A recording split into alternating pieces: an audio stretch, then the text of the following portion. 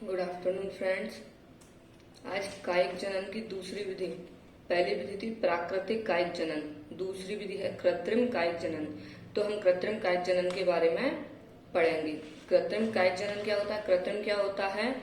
मानव द्वारा निर्मित किसी भी वस्तु को हम कृत्रिम कहते हैं। तो इसकी हम डेफिनेशन लिखेंगे। मानव द्वारा पौधे के किसी भाग को तोड़कर नया पौधा विकसित करना कृत्रिम कायिक जनन कहलाता है। क्या लिखेंगे? मानव द्वारा पौधे के किसी भाग को तोड़कर नया पौधा विकसित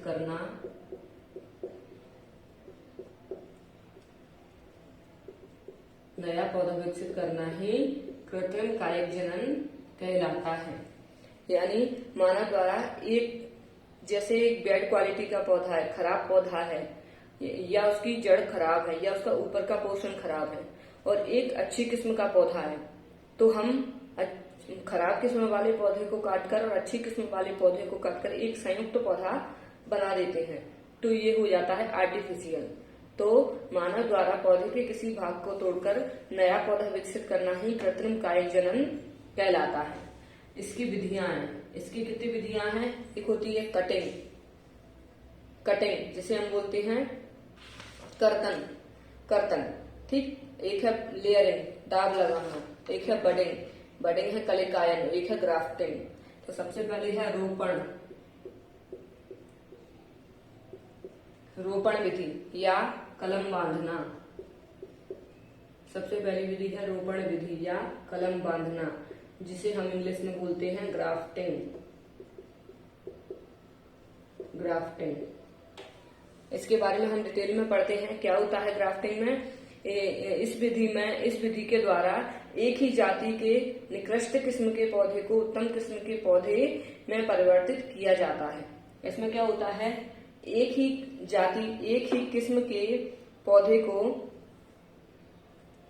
इस विधि में एक ही जाति के पौधे को, यानी एक ही जाति को एक पौधा है और वो निकृष्ट किस्म का है। निकृष्ट यानी खराब पौधा है, और उसी जाति के उत्तम किस्म वाले पौधे को, यानी उसी जाति के अच्छे पौधे को उसमें मिक्सअप कर दिया जाता है। तो उसको बोलते हैं हम ग्राफ्टिंग। तो लिखेंगे इसकी डेफिनेशन। इस विधि द्वारा एक ही जाति के निकृष्ट किस्म के पौधे को उत्तम किस्म के पौधों में परिवर्तित किया जाता है। अब दोबारा से इसमें लिखेंगे। इस विधि में दो भिन्न पौधों की शाखाओं को परस्पर इस प्रकार जोड़ा जाता है कि जो नीचे का भाग होता है उसको हम बोलते हैं स्कंद। जो नीचे का भाग होता है उसको हम बोलते हैं स्टॉक, और इसके ऊपर जो दूसरे पौधे का पार्ट काट के लगा दिया जाता है इसको हम बोलते हैं स्कियोन। हिंदी में इसे हम बोलते हैं कलम, ठीक है। तो क्या लिखेंगे? इस विधि में दो भिन्न पौधों की शाखाओं को परस्पर इस प्रकार जोड़ा जाता है कि वे एक पौधे के रूप में रह सकें। इसमें एक पौधा मृदा में लगा होता है, यानी एक पौधा जो वो मिट्टी में लगा होता है, जिसे हम बोलते हैं स्टॉक। मिट्टी में जो पौधा लगा होता है उसे बोलते हैं स्टॉक। तथा दूसरा पौधा जिसकी शाखा को स्कंद से जोड़ा जाता है, तथा दूसरा जो पौधा है जिसकी शाखा को किससे जोड़ा जाता है? इससे, स्कंद से जोड़ा जाता है, तो उसे हम बोलते हैं स्कियोन।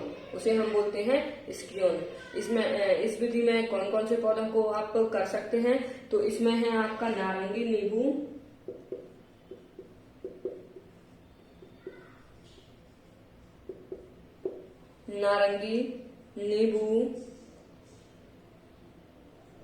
गुलाब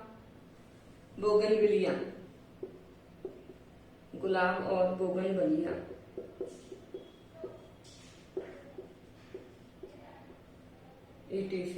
इन पौधों का ग्राफ्टिंग किया जाता है। यानी इस विधि में नीचे के पार्ट को बोलते हैं हम स्टॉक, जो काय में जो लगा होता है, जो मृदा में जुड़ा रहता है, और जो ऊपर का पार्ट होता है उसको हम बोलते हैं स्कियोन।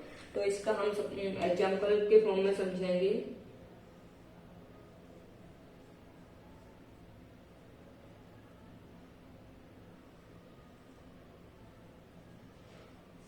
ये पार्ट है आपका स्टॉक। सॉरी, इस टाइप से नहीं बनेगा, ये कट करके बताया जा रहा है इसमें।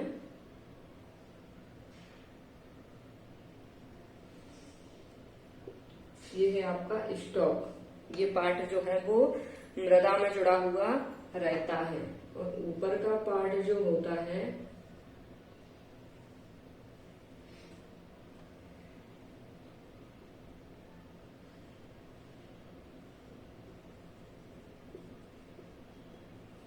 इसको हम बोलते हैं स्कियोन, और ये जो निकलती है यहाँ पर इसको हम बोलते हैं बड, यानी कलिका।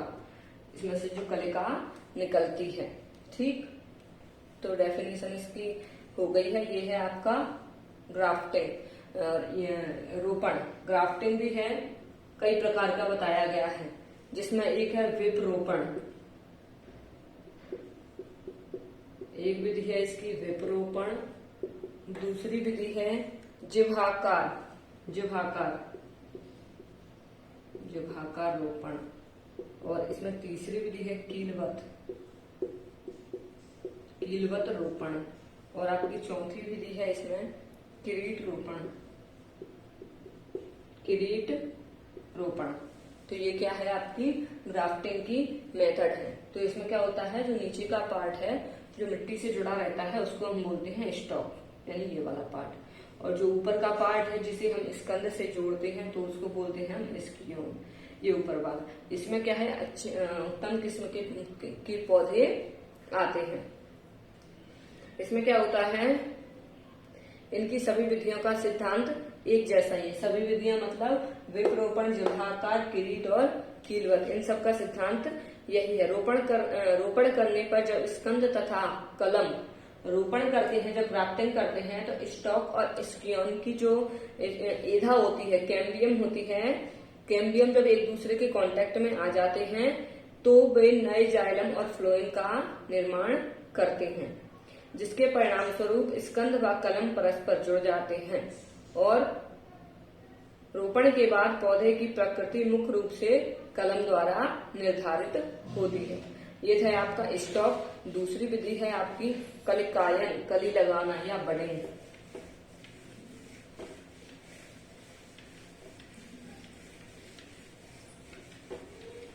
दूसरी है आपकी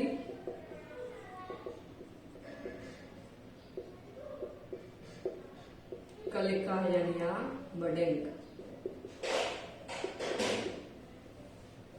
ये क्या है, यह एक उत्तम एवं नवीन विधि है। यह विधि कैसी है, यह एक उत्तम एवं नवीन विधि है। यह रोपण का ही रूपांतरण है, यानी ये रोपण ग्राफ्टिंग का ही मॉडिफिकेशन है। सेम प्रोसेस इसमें ग्राफ्टिंग के जैसे ही होती है। इस विधि में निकृष्ट किस्म के पौधे के तने की छाल, इस विधि में निकृष्ट किस्म यानी जो बैड क्वालिटी का पौधा है उसके तने की छाल में गहराई तक तिरछा काट लगाकर, इसमें क्या है, तिरछा काट लगा देते हैं, तने की छाल में तिरछा काट लगा देते हैं, और उसमें उसी जाति की अच्छी किस्म की कलिका को सावधानी पूर्वक उसमें रोपण कर देते हैं।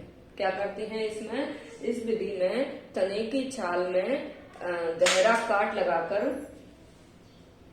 उसी किस्म के दूसरे पौधे की कलिका को इसमें रोपित कर देते हैं।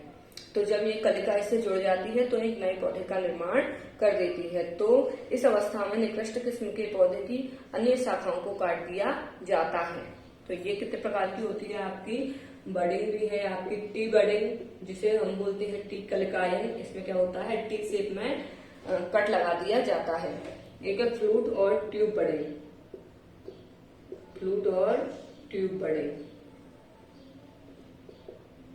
इसको हम डायग्राम के थ्रू कैसे समझेंगे, इसका हम डायग्राम बनाएंगे। ये क्या है, ये है हमारा रूट, जड़। क्या है ये, जड़, और ये ऊपर का पोर्शन।